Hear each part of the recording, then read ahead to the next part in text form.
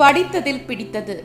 80 வயது தாத்தாவிடம் பேரன் கேட்டான், தாத்தா, ஒரே பாட்டியை 60 வருடங்களாக எப்படி காதலிக்க முடிந்தது? பேரன் எதிர்பார்த்த பதில், புரிதல் வேண்டும், மனம் விட்டு பேச வேண்டும், விட்டு கொடுத்து வாழ வேண்டும். ஆனால் தாத்தா சிரித்தபடி பாட்டியை ஒருமுறை பார்த்துவிட்டு சொன்னார், நான் ஒரே பெண்ணை 60 வருடங்கள் காதலித்தேன் என்று யார் சொன்னது? பேரன் குழம்பி போனான். தாத்தா தொடர்ந்தார், 20 வயதில் அவளின் அழகையும் துருதுருப்பையும் காதலித்தேன்.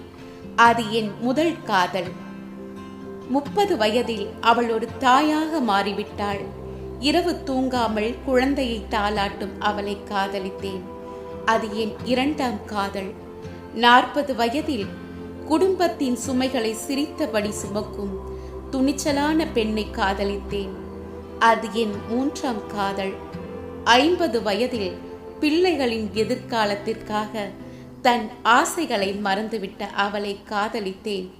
அது என் நான்காம் காதல்.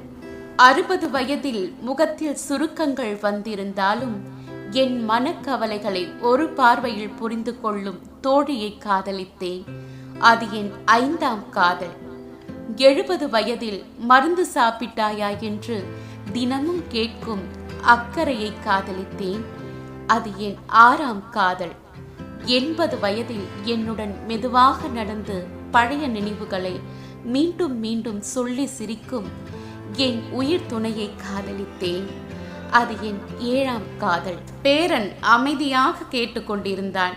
தாத்தா இறுதியாக சொன்னார், திருமணம் என்பது ஒரே மனிதருடன் வாழ்வதல்ல, காலங்காலமாக மாறிக்கொண்டே இருக்கும் அதே மனிதரின் புதிய புதிய வடிவங்களை மீண்டும் மீண்டும் காதலிக்க கற்றுக்கொள்வதுதான் திருமணம்.